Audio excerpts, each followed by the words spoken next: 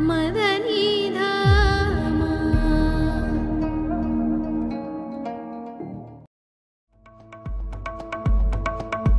जटाभुजङ्ग पिङ्गळस्फुरद्भणामणि प्रवाहदम्ब कुङ्कुमद्रव प्रलिप्तदिग्वधूमुखे मदान्त सिन्दुरस्फुरद्भगुत्तरीय मेदुरे मनोविनोदमद्भुतं विवर्तु भूतकर्तरी।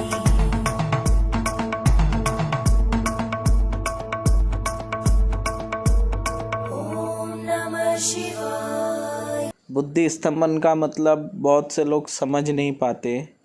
मित्रों, बुद्धि स्तंभन मतलब उसकी सोचने और समझने की क्षमता ख़त्म हो जाती है। मतलब कि वो पागल जैसा व्यवहार करने लगता है। लोग सोचेंगे इसे भूत पकड़ लिया, समझ रहे आप? जैसा एक पागल होता है ना, बस उसी तरह वो व्यवहार करेगा। उसे बोलते हैं बुद्धि स्तंभन, क्योंकि क्या अच्छा है और क्या गलत है उसको कुछ समझ में नहीं आएगा, है ना। कि लोगों के सामने कपड़े पहन के रहना है या नंगा रहना है, उसको क्या समझेंगे? जब बुद्धि काम नहीं कर रही तो कुछ समझ नहीं पाएंगा। अच्छा और बुरा इसका फ़र्क समझने की क्षमता ख़त्म कर देना, इसको बोलते हैं बुद्धि स्तंभन। और ऐसा इंसान पागल हो जाता है, पागल जैसा व्यवहार करता है।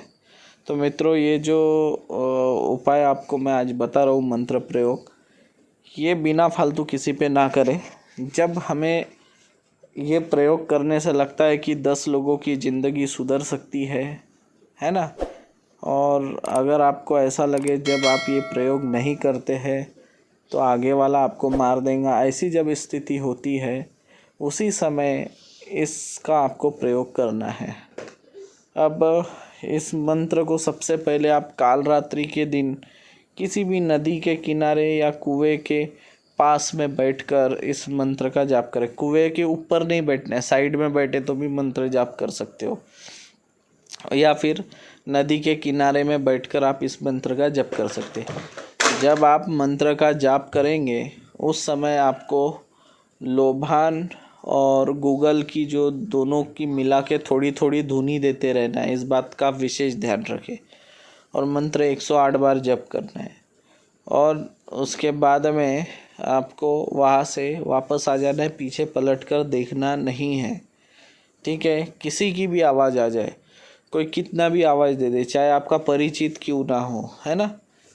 अगर आपने पीछे पलट के देख लिया तो आपको जो मंत्र के लिए जो आपने साधना किया है सिद्ध करने के लिए, वो असफल हो जाएगा। मतलब सिद्ध हुआ वाला मंत्र फिर से असिद्ध हो जाएगा और आपको फिर से अगले काल रात्रि को यह प्रयोग करना पड़ेगा। इसलिए किसी की भी आवाज़ आ जाए, आपको पीछे पलट के देखना नहीं है।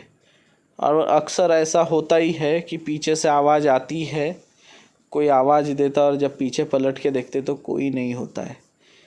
ये घटना कई साधकों के साथ घट चुकी है, इसलिए मैं आप लोगों को आगाह कर रहा हूँ कि आप लोगों के साथ कभी अगर ऐसा प्रसंग आए तो उस समय आप पीछे पलट कर देखेंगे नहीं, ठीक है।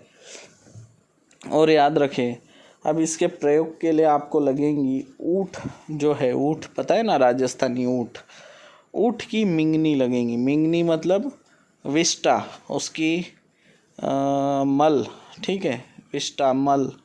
वो आपको जब कभी ऊँट वाले दिखे तो ऊँट वाले को 50-100 रुपये दे के उसको बोलना, भैया थोड़ा रुको, इसकी मिंगनी चाहिए।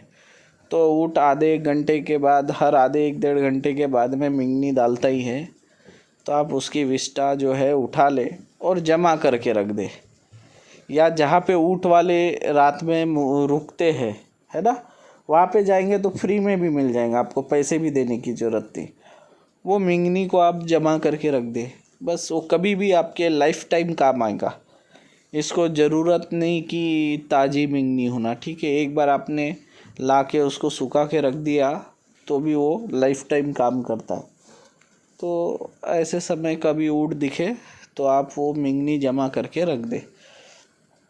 जब आपको प्रयोग करना होगा तब एक चुटकी भर, यानी चुटकी भर मिंगनी लेना है आपको, ज़्यादा नहीं।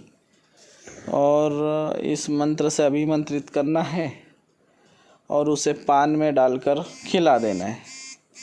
अगर आप ऐसा करेंगे तो आप देखेंगे आपका जो दुश्मन है वो बावला हो जाएगा, पागल जैसा व्यवहार करने लगेगा। ये आपको मैं बता दूँ। अगर आप चीता की राख जो होती है ना, चीता की राख को चीता की राख को इस मंत्र से अभिमंत्रित करके पान में डाल के अगर खिला देंगे तो उसका मुख स्तंभन हो जाएगा। ठीक है, मंत्र एक है, इसके दो प्रयोग है। एक, चीता की भस्म लाकर अगर अभिमंत्रित करके पान में खिलाएंगे तो उसका मुख स्तंभन होगा। मुख स्तंभन मतलब वो चाहता है आपके बारे में बहुत बड़ा, यानी भला बुरा बोलना चाहता है, आपकी बेइज्जती करना चाहता है, वो चाह कर भी नहीं बोल पाएंगे। उसके मन में आपके प्रति बहुत द्वेष भावना है। ठीक है, वो आपकी हजारों लोगों में बुराई करना चाहता है, पर वो किसी के सामने आपकी बुराई नहीं कर पाएंगा, आपके विरुद्ध एक शब्द नहीं बोल पाएंगा। इसे बोलते हैं मुख स्तंभन। वो आपको सोचेगा मैं इसको जाके बहुत गाली दूंगा, और जब आपके सामने आएगा तो एकदम चुपचाप शांत हो जाएगा। फिर वो घर जाके सोचेगा कि साला मैं जब भी इसके सामने जाता हूँ तो मैं यार क्यों नहीं पाता हूँ उसके सामने, वो भी खुद सोचने लगेगा। समझ गए आप? तो आपको क्या करना है, अगर आप राख लाएंगे चीता की राख तो 108 बार जप करके पान में डाल के खिला देंगे तो उसका मुख स्तंभन होगा। और अगर ऊँट की जो विष्ठा है उसको अगर 108 बार आप अभिमंत्रित करके पान में रख के खिला देंगे तो बावला हो जाएगा, उसकी बुद्धि स्तंभन हो जाएंगी। और मंत्र ये आपके स्क्रीन पर है, इसे अच्छे से कंठस्थ कर ले। मित्रों, बंगाली मंत्र भी है मेरे पास, लेकिन क्या हो रहा है, मेरे कुछ साधक है जो बिहार से है, कुछ यूपी से है, उनका कहना है कि गुरुजी आप हिंदी मंत्र डालें, तो इसलिए हिंदी मंत्र डाल रहा हूँ। क्योंकि बंगाली मंत्र कठिन जा रहा है उनको जप करने में, और थोड़े बंगाली मंत्र स्वयं सिद्ध होते हैं, लेकिन थोड़े जो उसके उच्चारण है वो कठिन होते हैं, क्योंकि भाषा समझ में नहीं आने के वजह से वो आपको जल्दी याद भी नहीं हो पाते। तो इसलिए यह मंत्र दे रहा हूँ।